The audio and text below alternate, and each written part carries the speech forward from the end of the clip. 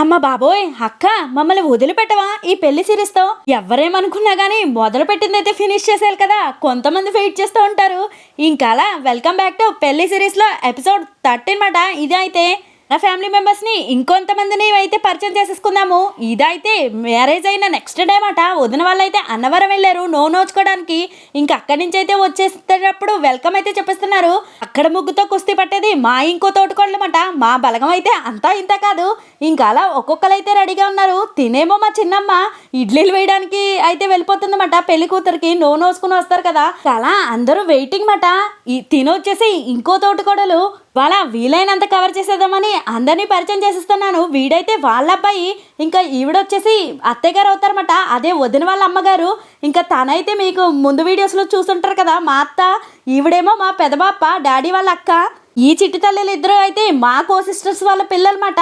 Next తను వచ్చేసి మీకు తెలిసిందే కదా మా చెల్లి.